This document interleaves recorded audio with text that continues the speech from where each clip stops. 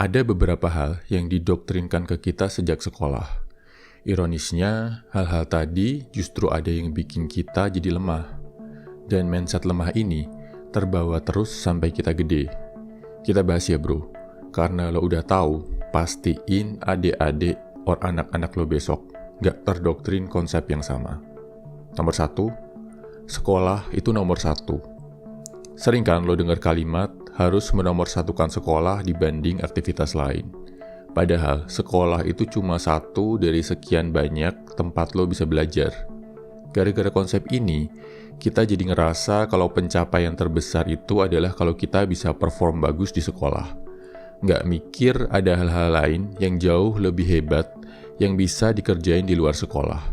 Kalau ada pun, jadi malas ngelakuinnya karena takut ngeganggu sekolah. Dan yang lebih parah, kita jadi didoktrin untuk terbiasa datang pagi, pulang sore, seharian duduk di belakang meja, ngikutin instruksi dari orang lain. Jadinya ketika kita gede, kita ngerasa jenjang karir yang paling aman itu ya kayak sekolah. Datang pagi, pulang sore, duduk di belakang meja.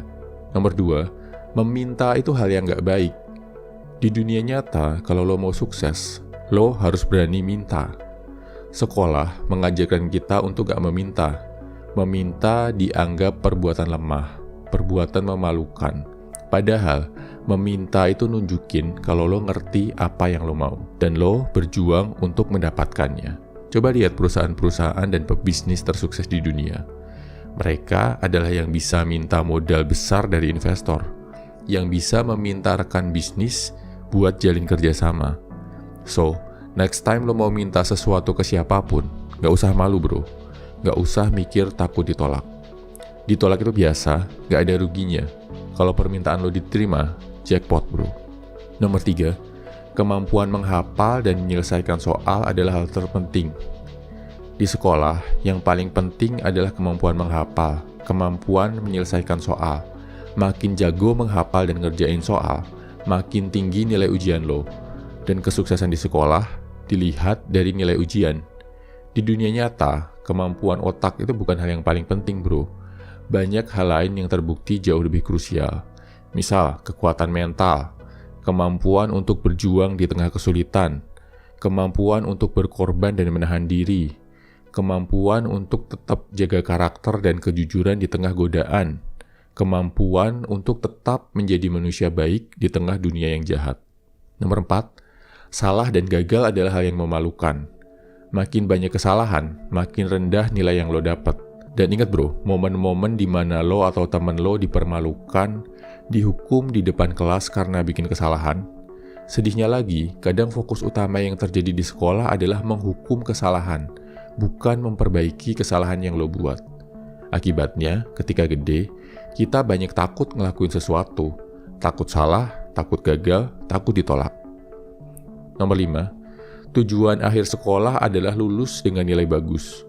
Waktu SD lu pasti pernah dengar ada yang bilang, sekolah yang rajin ya, biar nanti dapat nilai bagus dan lanjut SMP favorit. Di Indonesia, tujuan akhir kebanyakan sekolah itu nilai bro, bukan pemahaman, bukan pembelajaran. Asal nilai bagus, nggak ngerti or nggak paham, no problem.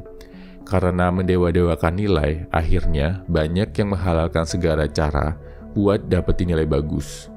Ada yang nyontek, ada yang nyogok, bahkan ada sekolah yang bagi-bagi bocoran biar siswanya lulus. Hal ini nih yang bikin banyak orang di Indonesia nggak bisa bahasa Inggris. Padahal belajar bahasa Inggris udah 9 tahun, dari kelas 3 SD sampai kelas 12 SMA. Hal ini juga yang bikin banyak koruptor, karena udah dikondisikan untuk main curang sejak sekolah. Or banyak kasus hamil di luar nikah, padahal udah dijelasin tentang sistem reproduksi di pelajaran biologi dengan jelas. Oke bro, mari kita berharap sistem pendidikan di negara kita bisa lebih baik lagi. Dan karena lo udah tahu beberapa hal yang gak bagus, segera tinggalkan ya bro. Semangat!